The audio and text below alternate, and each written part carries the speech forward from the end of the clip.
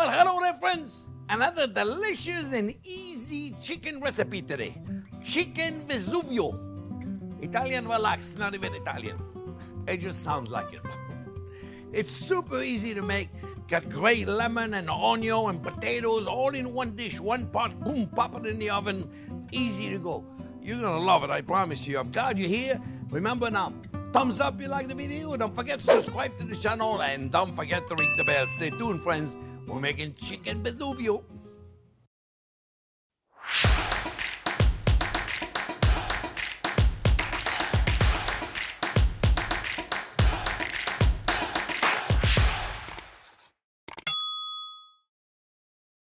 Alrighty, let me show you how to make it. It's really easy. It's one of those recipes from the 70s. I mean, I know a lot of Italian restaurants make it, and you would think chicken Vesuvio, that it's very Italian. Nothing to do with it. It's something that was created probably by the Italian in Chicago, or like in the 30s or 40s, when Italian cuisine was so popular and everything, and everybody thought it was inspired from Mons Vesuvio, the volcano Vesuvio in the south of Italy, but it had nothing to do with it. Okay, the Italians said they want nothing to do with it. So Italian relax. We are cooking American/Italian food. Okay, but it's really not Italian. All right, and that's an easy one. You know, this is what I try to do in this channel, friends. I try to do things that are easy because a lot of you are telling me, you know, Monday we get the recipe and then we make it like on Wednesday or Thursday or whatever it is. So if I make complicated recipe here and you're not making it, this is going to give you a new idea. Very simple, eh? I'm telling you, you can make this little black pepper on the chicken. We're using a thighs, or you can use a leg, or you can use a breast. You use whatever you want. But most Italian restaurant, because I mean, you're not going to find a chicken Vesuvio in a French restaurant.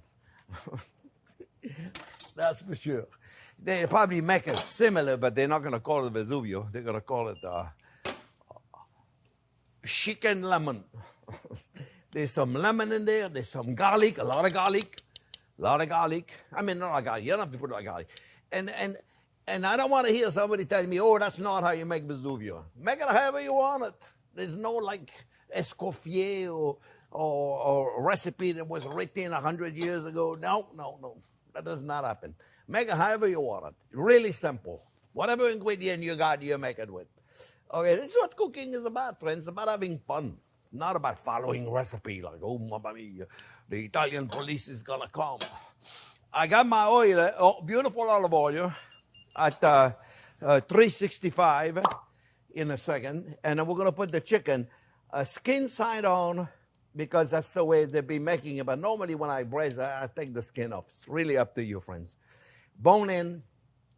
And we're using the dark meat, so we can cook it like to 170, 175. The dark meat should cook more than the breast. Always remember that, okay, friends? Very important. If you don't cook the dark meat enough, it's not going to be nice and melting in your mouth, okay? So it's really simple. So we're putting it in here like this, on skin side up. I mean, I'm telling you, this is like a nothing dish, my friend. And the beauty is, it doesn't cost that much money to make. And today, everybody's watching the wallet. Okay, we're all watching our wallet. Things are getting a little better, but we have to be careful, right? All right, so now, we're going to put the salt and pepper on the other side also. Bone in. People say it gets more flavor. Okay, it gets maybe a little bit more flavor because the bone releases some nice flavors. That's how you make a stock. You make a stock with the bone of it, right? Now the onion, normally I always put onion number 1, but I got to saute the chicken and I can use 2 pots, or in a minute from now when I flip them on the other side, I put the onion at the same time. Otherwise I can use another pot. But at home I know you want to watch for the pots, so we're not going to use too many of them. Potatoes, now in a lot of Italian restaurants they would use the wedge potatoes. Take the potato and cut it in half and cut it in half again, and I give you a wedge.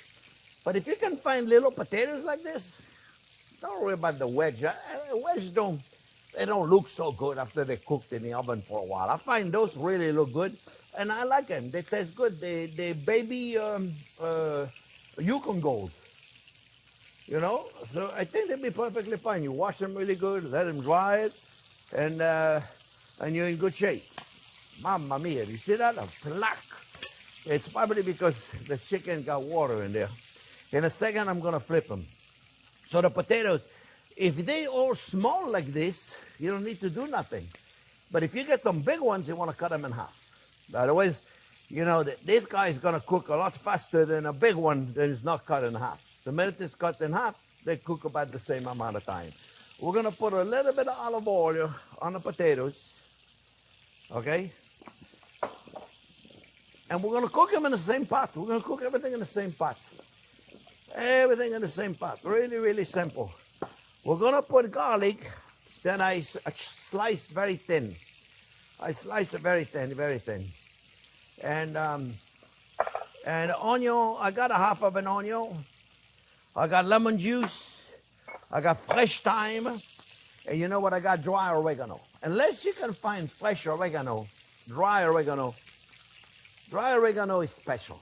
It reminds me of my grandmother's cooking, because she used the dry oregano. It gives you a je ne sais quoi. Like I say again, it's not because it's Italian, because nothing to do with Italian cuisine, but oregano dry, it tastes better to me than the fresh. Because the fresh we get in Florida tastes like nothing. I'm telling you, nothing. Have you tasted? For those of you that live in Florida, do you agree with me? The oregano we get at the grocery store, what do they get it from? It tastes like nothing. You might as well use hay. Lemon pieces, and we're going to put some lemon zest also in there. And then we're going to deglaze it with a little white wine. And then also, I got I'll show you in a minute. Let me make sure here. We're getting some color, okay? That's what I'm looking for. I'm looking for some beautiful color. And I'm not getting a lot of them. I'm getting some of them. You'll see in a minute. What was I going to talk about? Oh, yeah.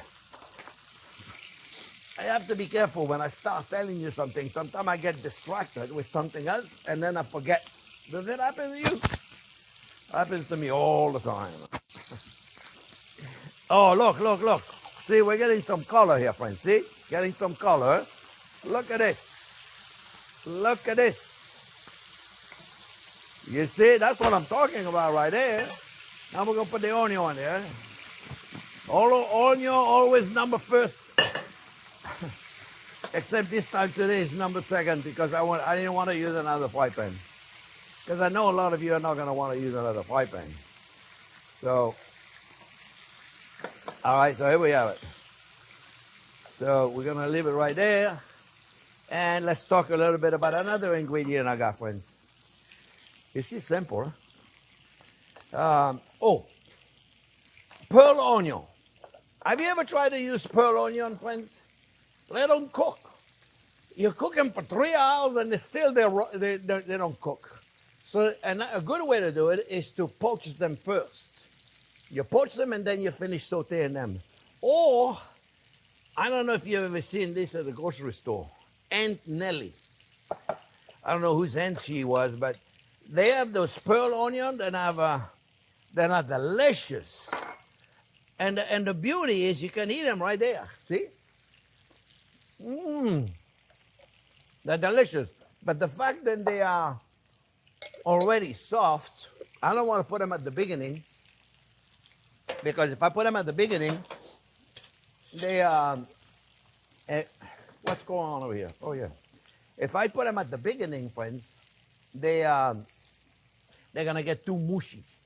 So, but if you're using fresh pearl onion, that's if you want to put pearl onion. You don't really have to put pearl onion since you already got this onion in there right there. Okay, it's just extra onion. Okay? So what do you think, friends? All of a sudden it feels like it stopped cooking. But it did. It's because the onion are releasing their water. All this is going to take a minute or so. So here's what I'm going to do, friends. The onion are starting to get golden brown, but they're not golden brown enough. So we're going to wait for a second for the onion to get golden brown. Okay, and then I come back, we're going to finish the dish. Give me 1 minute, 2 minutes, okay, friends? 1 or 2 minutes. Okay, friends. See, just a minute or two for give the onion a little bit of time. And I'm not sure I'm going to need all those potatoes, to tell you the truth. We're going to put a lot of it. Oh, and I almost forgot to tell you, we got peas in that dish. Peas, yeah, peas.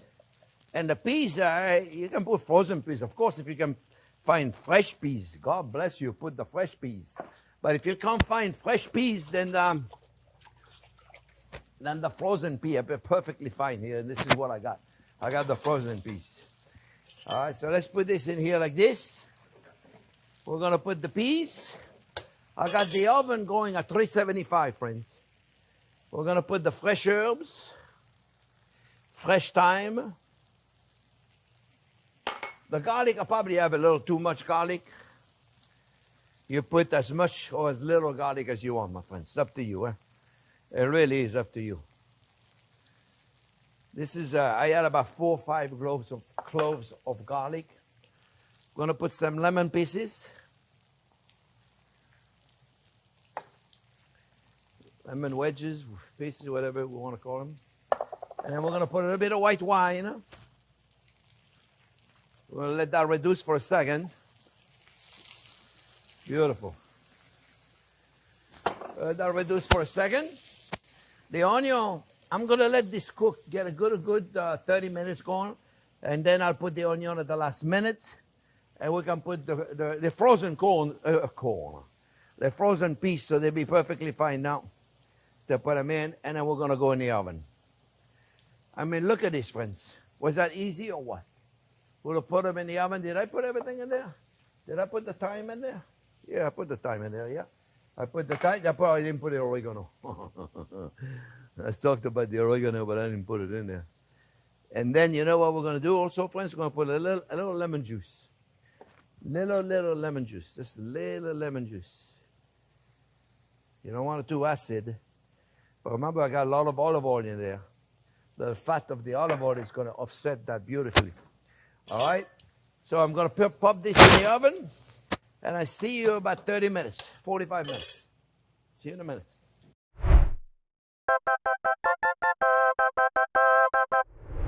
Okay, friends, about 45 minutes.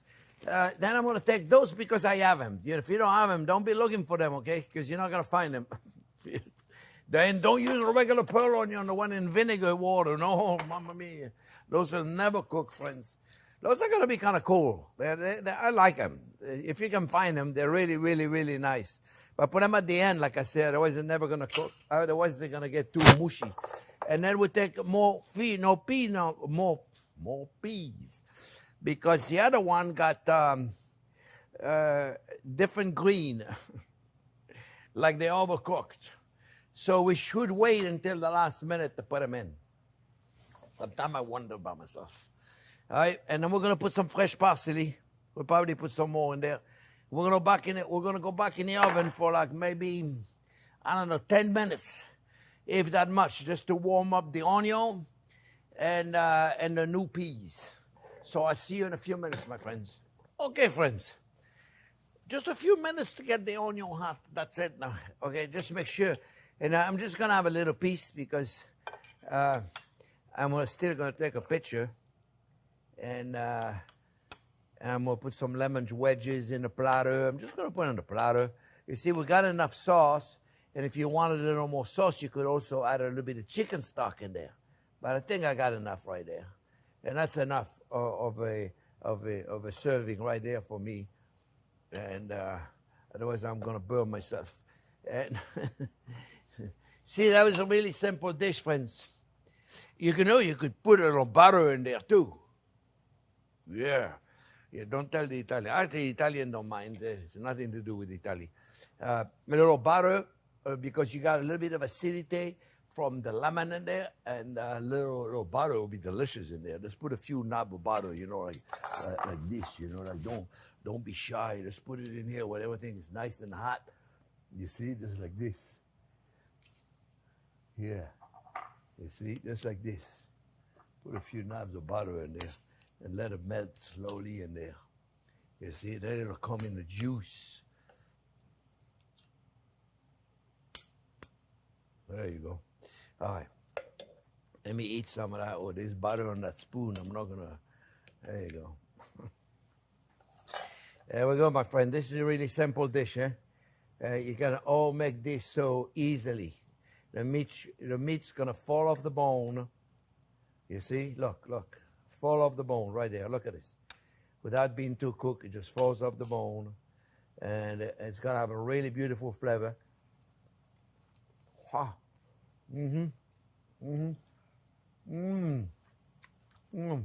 Potatoes. Potatoes are perfect. Just make sure if they're big. Sorry. Almost sauce to be delicious in there.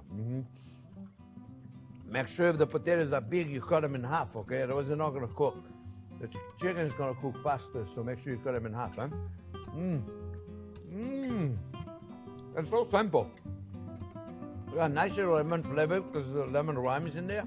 I even forgot to put the lemon zest in there with the zester. I love the little lemony flavor. The peas are delicious in there. So you see, we got two color peas. The overcooked and the perfectly cooked. Friends, remember, thumbs up if you like the video. Don't forget to subscribe to the channel. And don't forget to ring the bell. Thanks for watching, friends.